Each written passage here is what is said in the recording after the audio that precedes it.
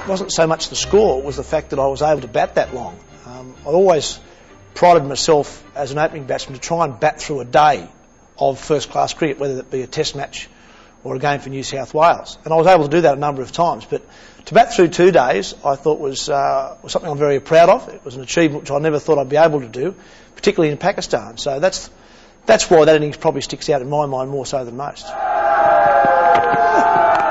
Short again. Suddenly Taylor has just found his right level. He's found his confidence. We were all looking forward to seeing this Peshawar Bakhtar bowl and seeing what sort of pace he was going to generate.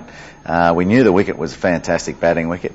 Tubby started pretty scratchy. I think he got dropped twice before he made 50, and one of them was an absolute dolly at short leg. And then I've never seen him play better.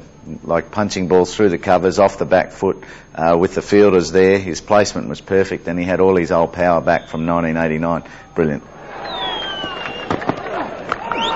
And he's been brought back on into the attack, and the first ball has been hit for 6.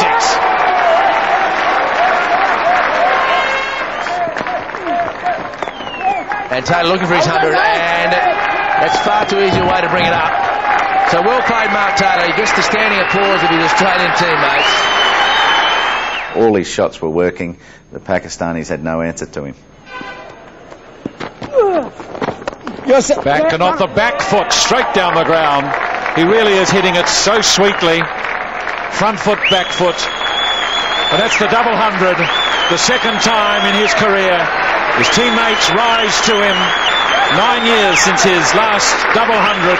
I got close to, I think it was 219, which was my old highest score, and also Michael Slater's highest score. And myself and Slats, good mates, opening partners. So I came off at lunchtime on day 2 when I was very close to that score, and I said, Slats, I think Slats said to me, Mark, are you going to go past our score? I said, I am, and I'm going to give you something to chase. Inside it. There's 3 times for 3 different shots he's played square with the wicket in this over. I felt fantastic until I got to about, I'd say 280, 290, and then I started to feel a bit weary because I think I started to think of making a Test 300. And I knew from my knowledge of cricket history that Test 300s don't come round all that often. So I had an opportunity to do something which I'm sure every batsman would love to do. And I was starting to get nervous. All of a sudden my legs started to feel tired, and I thought, am I going to make it? Mushtaq Ahmed to bowl. Taylor on strike on 298.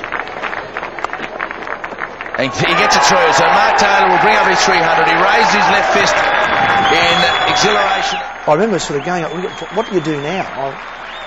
I've made a few hundreds, so I know you've got to raise your bat, take your hat off, and that sort of stuff. But here was 300. And I remember thinking to myself, it's the first time I sort of started to lose a little bit of control of myself when I'd batted for nearly 2 days at that stage. And what a moment for Mark Taylor. What a moment for Australian cricket.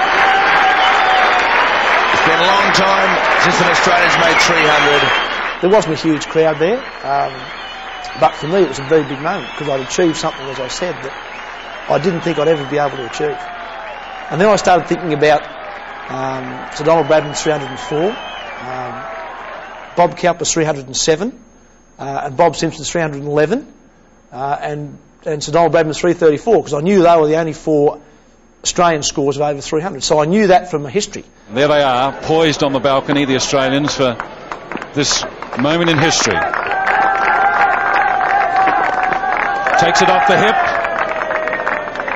So he joins Sir Donald Bradman as Australia's highest scorer in Test cricket.